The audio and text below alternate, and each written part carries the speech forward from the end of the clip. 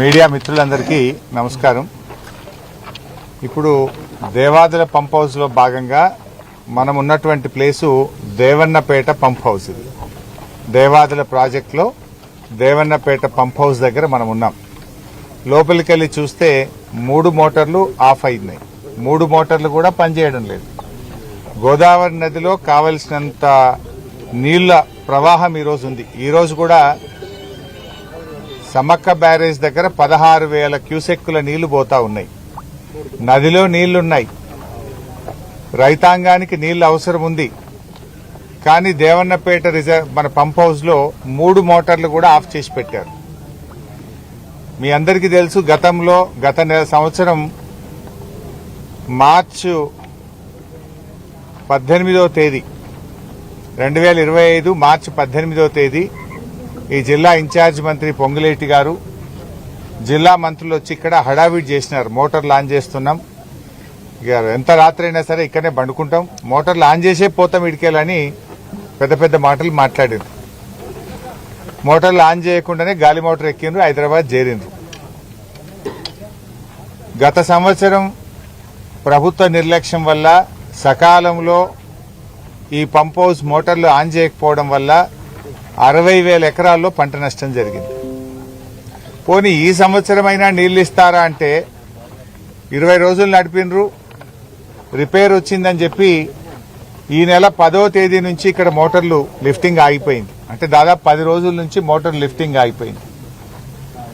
ఇక్కడ మోటార్ల నుంచి పంపింగ్ ఆగిపోవడం ద్వారా అటు జనగామ జిల్లా, ఇటు పాలకుర్తి, ఇటు స్టేషన్ గన్పూర్, గండిరామారం రిజర్వాయర్ కు లిఫ్టింగ్ ఆగిపోయింది. ఇలా గండిరామారం లిఫ్ట్లు ఎందుకు నడుస్తలేవు అంటే వాటర్ లెవెల్ లేదు అంటున్నారు. ఇక్కడ మోటార్లు ఎందుకు నడుపుతలేరు అంటే ఆడ లెవెల్ ఫుల్ ఉన్నా సార్ అంటారు. మరి లెవెల్ ఫుల్ ఉంటే గండిరామారం లిఫ్ట్ పనిచేయాలి కదా. అక్కడనేమో నీళ్లు లేవు అని గండిరామారము తదితర లిఫ్ట్లన్నీ ఆఫ్ చేసినారు. ఇక్కడేమో మోటార్లు నడుస్తలేవు. అసలు విషయమేందో తెలుసుకుందామని చెప్పి మేము దేవన్నపేట పంప్ హౌస్కి వస్తే రిపేర్ వచ్చింది సార్, మాకు సాఫ్ట్వేర్ ప్రాబ్లం వచ్చింది, మాకు మోటార్లలో ప్రాబ్లం వచ్చింది అని చెప్తున్నారు. గత సంవత్సరం మంత్రులు వచ్చి హడావిడిగా మేము థర్డ్ ఫేజ్, అసలు ఈ థర్డ్ ఫేజ్ చేసిందే బీఆర్ఎస్ పార్టీ. 99.5% పనులు బీఆర్ఎస్ పార్టీయే పూర్తి చేసింది. కేవలం ఒక 1%, 0.5% పనులే మిగిలి ఉండే. ఆ పైన రూఫ్ ఒకటి, కొద్దిపాటి కనెక్షన్స్ తప్ప 99% బీఆర్ఎస్ ప్రభుత్వమే ఈ పనులన్నీ పూర్తి చేసింది.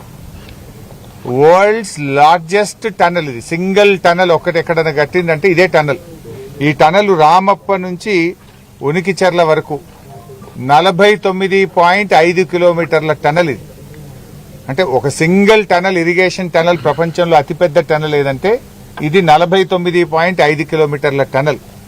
ఎన్నో వ్యయ ప్రయాసాలకు, ఎన్నో ఇబ్బందులు వచ్చినా, ఎన్నో ఛాలెంజెస్ ను కూడా ఎదుర్కొని ఈ టనల్ ను బీఆర్ఎస్ ప్రభుత్వం పూర్తి చేసింది.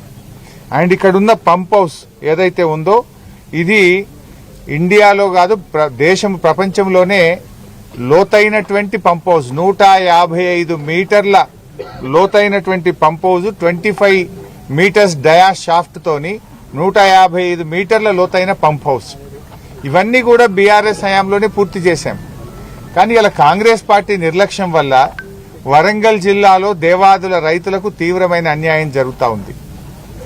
ఆ రోజు దేవాదులకు అన్యాయం చేసింది కాంగ్రెస్ పార్టీ. 10 ఏళ్ల కాంగ్రెస్ పాలనలో దేవాదుల ప్రాజెక్టు పనులు నత్తనడిక నడిచాయి. మళ్లీ ఈ రోజు కాంగ్రెస్ ప్రభుత్వం అధికారంలోకి వచ్చి 2.5 సంవత్సరాలుగా వస్తుంటే దేవాదుల ప్రాజెక్టు పనులు ఎక్కడేసిన గొంగల అక్కడే అన్నట్టు 2.5 సంవత్సరాలుగా అంగుళం కూడా ముందుకు పోవడం లేదు. అసలు దేవాదుల ప్రాజెక్టును అద్భుతంగా తీర్చిదిద్దింది కేసీఆర్ గారు. ఆ రోజు గతంలో దేవాదుల ప్రాజెక్టును నాటి తెలుగుదేశం కాంగ్రెస్ పాలనలో అక్కడ నది మీద బ్యారేజ్ లేకుండా నది ప్రవాహంలోనే నీళ్లు తీసుకుంటామంటే 100 రోజులు కూడా నదిలో నీళ్లు అందని పరిస్థితి, 100 రోజులు కూడా దేవాదుల మోటార్లు పనిచేయని పరిస్థితి. కానీ కేసీఆర్ గారు బాగా ఆలోచించి సమ్మక్క బ్యారేజీని కట్టిన తర్వాత సంవత్సరంలో 365 రోజులు దేవాదుల నుంచి నీళ్లు తీసుకునే విధంగా బీఆర్ఎస్ ప్రభుత్వం పనిచేసింది. ఇలా సమ్మక్క బ్యారేజ్ కట్టడం వల్లనే 365 రోజులు దేవాదుల పంపింగ్ చేసుకునే అవకాశం వచ్చింది. ఇలా ఆనాడు 25 టీఎంసీలు మాత్రమే దేవాదులకు నీటి కేటాయింపులుంటే నాటి కేసీఆర్ గారి ప్రభుత్వం దేవాదుల నీటి కేటాయింపులను 60 టీఎంసీలకు పెంచి ఈ జిల్లాలో 6.5 లక్షల ఎకరాలకు దేవాదుల కింద నీళ్లు ఇవ్వడానికి ప్రణాళికలు చేసింది, పనులు చేసింది బీఆర్ఎస్ ప్రభుత్వం. ఉమ్మడి ఆంధ్రప్రదేశ్లో అంటే 15 ఏండ్ల తెలుగుదేశం కాంగ్రెస్ రెండు ప్రభుత్వాలు కలిపి దేవాదుల కింద ఇచ్చిన ఆయకట్టు కేవలం 47,000 ఎకరాలు.